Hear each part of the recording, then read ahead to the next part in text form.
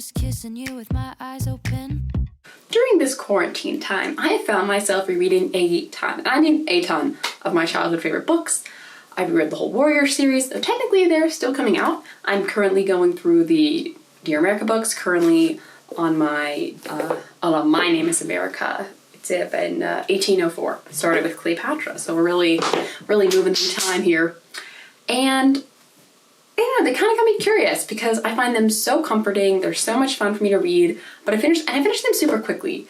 Usually if I'm reading like a new book, I don't want to read a book that I'm gonna finish super quickly, like unless I find myself so enthralled that I just cannot put it down. But that's not how I feel with the childhood books, but they still bring me so much pleasure and enjoyment. And I, wondered if this was a thing or if it was just like a me thing. So I took to the internet. As a note here, I did take a bunch of notes because I was actually researching things, and I will have all my sources linked down below. Not like a fancy works cited page, just the links of the sources. So if you see me looking down or anything, I am just looking down in my reference to make sure I don't say something wrong, because when I'm actually kind of paraphrasing or quoting somebody, it actually matters how you say it. We're gonna start off on a very academic point by talking about Dr. Louise Joy from Cambridge University. I mean, you have to sound smart if you're from Cambridge University. Oxford and Cambridge are like the top sounding universities in my opinion, even though I love Temple, obviously. Dr. Joy believes that classic children's novels offer a symbolic retreat for adults. And you'll be like, what kind of retreat? Because, I mean, when I think of retreats, I often think of like going into the woods, maybe like a detox from technology, that kind of thing. And that's not exactly the kind of retreat that Dr. Joy is talking about here. The kind of retreats she talks about are ones with direct communication, the home-cooked meal vibes, and a tolerance toward eccentricity. Eccentricity? Eccentricity. It was the tolerance toward being eccentric that gave me the most pause, because it felt the most true. It's one of those things like when you're reading kids' books, maybe there's like that strange character, but then that person always turns out to be so incredible and amazing, and the person, or maybe not always person, the protagonist sometimes feels a moment of shame, like why did we doubt this being just because of some other thing about it. As a Warrior Cat's example, this is not a spoiler because this happened so early on. When Firepaw at the time discovers Yellowfang, at first he like judges her because she's like old, mangled, and like she doesn't look quite like the other cats. But then you find out that she has like a heart of gold and does all this great stuff and is really very loyal, even though it like from like a quick glance you don't necessarily want to associate with her. Then you realize that like every cat in the books, like even if they're a little out there, like they have a gift and a talent and they have a place that belongs. Whereas when you get into more like the real world, sometimes those characters aren't really delved into as much, or they're just like non-existent and they're not just like in the gang. Think about like Winnie the Pooh. I mean, sometimes you can hear that people believe different, as friends all have different kind of like mental, maybe mental disorders or impairments, like Tigger maybe having ADHD, you're maybe having depression, but like they all are still friends. So to go back to Dr. Joy, she really talks about how self-consciousness is overthrown, it's cast out, it's not the center of attention, and that could be a big appeal for older readers because I mean, I'm only 20, but I know that it's definitely like you really do start thinking about like what other people think about you. And to kind of read characters or be immersed in a place where people don't care about that or the subjects don't care about that, it is very freeing, and you can just be friends with that character instead of like dealing with the people that you don't necessarily want to associate with. Another example of the eccentricity factor could be Alice in Wonderland, although I would say that like they're purposely very, mad. The whole line, we're all mad here. You could take that to be this tolerance in the sense that everybody is a little wacko, or it could be saying like this is just a very extreme place. The article that I read also brought up James and the Giant Peach, which I'm mentioning just because it was brought up, but I honestly don't remember that book too well, and I remember some of the songs from the movie, but mostly I just remember Giant Peach and Giant Bugs. A book that goes for that direct communication route would be The Wind in the Willows, which is one of my like favorite childhood classic books. I think, first of all, the name is really pretty, and even though you shouldn't care about a book based on its name, it definitely was something that drew me into reading the book in the first place, so I don't want to just like negate it. But it's really all about like clarifying things, having conversations, and I like having conversations. So much of it feels like when you're older, it's like mind games or like, is this what person really meant? And sometimes there can be this fear to like ask and clarify. So it's nice when you go to a book where they're just having open communication and that's like the whole plan. That's all what's going on. There's no like, we're now going to move into an article by Anne Thompson, who is a former librarian. So her experience is less in the academic, but just in actually like recommending books, seeing who's reading what book, and just kind of trying to help see what do you like, what can I recommend you in the future, which I honestly think is just as valuable as a scholarly insight, because I can't tell if somebody just knocked. Hello? Because my family was lucky enough to just have a lot of books, and we would go to the library sometimes, but I remember like watching Matilda, the library was like her whole world, and I would have loved, like if I was a library girl, to have a librarian like that in that movie. And that's kind of, obviously that's a big assumption to assume this Anne Thompson's like the librarian from Matilda, but you never really know. One of the most basic concepts that Anne Thompson brings up is the fact that children's books, while they have simple themes, those themes can be very moving, very powerful, and often are so full of hope. When we get older, it feels like everything's just pessimistic, and it's like, well, I feel like we often go from being glass half full people to glass half empty people, or it's kind of like it's fine, my day was fine, instead of always looking for like the next new bright sunny dawn. And I think that's something that I definitely find appealing in younger books, because I can definitely get way to my own head and really think about all bad things going on. So to be able to be in a world where it's like what's coming next, what's on the horizon, that's just very exciting for me personally. So I can definitely understand why it would be exciting and engaging for other readers as well. But it's just a point. There's not really a good place for me to put this point. I started researching this because I was thinking about how I'm loving rereading my own books that I already read when I was younger. But one thing that Anne Thompson brought up was that sometimes adults find themselves reading and loving new books they didn't necessarily read when they were younger, but that they still like find themselves loving as adults. And I can't really speak to that from a personal level, because all the books that get in my house that I'm reading, I pretty much like I've already read them.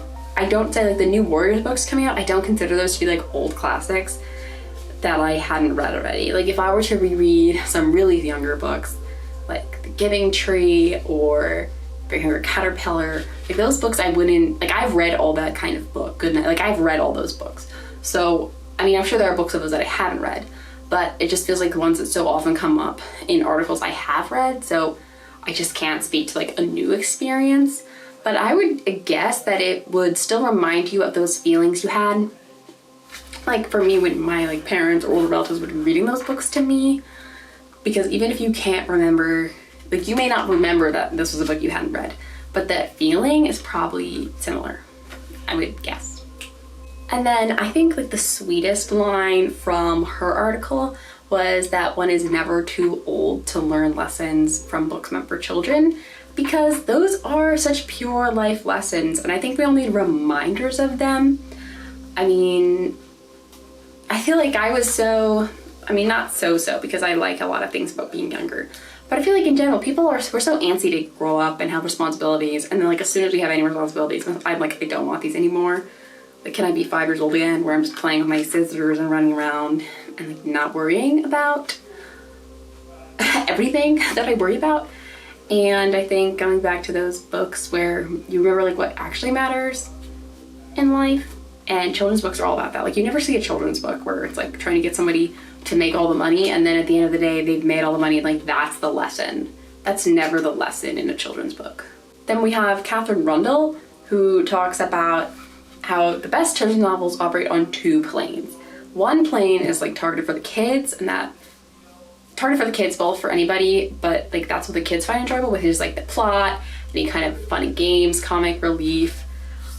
the, you know, like, oh my goodness, the trials, like what's gonna happen. And then there's the self-reflection that the grown-up author has put into the book, and that might be something adults can ring with.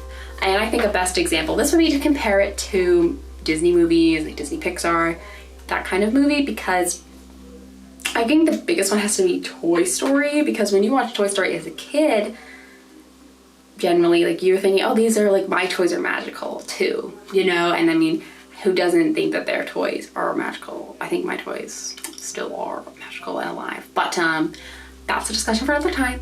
But then when you get older, maybe you're watching and you're an adult and you're thinking about the toys that you had when you were younger, and you may not have thought of those toys for a really long time, especially in Toy Story 2 when Jessie has her song When Somebody Loved Me, or sorry, when, I think it's When Somebody Loved Me. It's either When Somebody Loved Me or When She Loved Me. That song is heartbreaking. It was heartbreaking for me, even though I still have a ton of my like favorite toys, because you do have to let toys go for space reasons, unfortunately, and you do grow up, and that can be really sad. But when I was little and watching, like, I didn't think about that stuff at all. It was really targeted for two different audiences, and I think just as that goes for kids' movies, it goes the same way in kids' books. There was one more article that was a bit more depressing. I don't remember the specific author, but it will be linked down below. And it disheartened on why a lot of reading old books might be more bittersweet. That is an experience I haven't really felt at present, but I could see maybe how someone could. And that example was like talking about how when you reread these books, you're remembering this like this shared identity that you had with a character, and like that character wasn't going to judge you or do anything, because in some ways the character isn't real, but in like, I think the most important ways the character is real. And it's these books that you read when you're younger that really shape you as you grow up. And I think it can be very just maybe painstaking for some people to kind of reread stuff and realize like this was really crucial, or you wish you had friends like that. Or maybe you realize that when you were younger you thought you had friends like that, but now that you're older you don't really necessarily agree. This article also talked about how maybe adults go back to children's books because when they're children they don't realize like how good they have it. In some ways, definitely not always, and definitely depends on your situation. Versus when you're an adult, you kind of know like what's ahead better than when you're a kid, and that's when you want to escape and go towards a children's book to do that.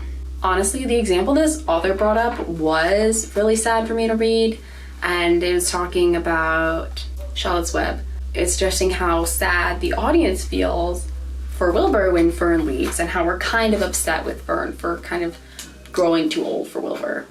But then it also talked about how we have been like our own Ferns and left our own Wilburs behind. And that just like, really, there's a shadow outside the door. Cal? No, it's Mom. Oh, it's Mom. Can I come in? Yeah, you can. I was just talking about how sad it is when Fern leaves Wilbur behind. Here's something exciting. The comet is visible from up by the school. And I want my telescope, but you were in here filming, so I'm like, I can't come in. Oh, well, I'm almost done. Oh, Cal! Oh, he's ready for his kibble, aren't you? You went to your bed, huh? There you go. Yeah. And then, of course, we have the children's author, Charlie Higgin, who thinks that there shouldn't be any great theories as to why we enjoy children's books. And his example was the fact that we all like period dramas. We all, as in like a general we all. And I thought that was interesting because I think it's sort of different because we were all children, but we didn't all live like in a specific time period. But I can see also how it's an example of just you're interested in how like other people lived and going back in a place where those people can't, not that they can't hurt you, but they can't really impact you directly, even though they may, like their type of person may have impacted your past, which obviously influenced your future. And then just to kind of sum up on my own notes, because I gotta go see a comet, I think for me it is nice to go back to people who, like Gus here, he sort of feels like my friend because I read this book a while ago, so it's like I have like these faint like memories. Some of them I read more often, so I have stronger memories. And it's like those, they're always gonna be like the same, or even if they grow over the book or series or whatever, they don't grow past that. and you can make them grow in your mind, but they're never going to grow into something you don't like, which is something that you don't get with real people. And kind of going on with the real people thing, I often do consider like some of these characters, like I really find myself like I love them, and I like sometimes they're just so well developed. And I know that real people are well developed too, but you don't always get to like unpeel all the layers for real people, especially people you don't know so well. And sometimes it's like in a book, maybe you don't want to know a character, but like the author kind of forces you to get to know a character, and that can be really nice. So my dog's whining.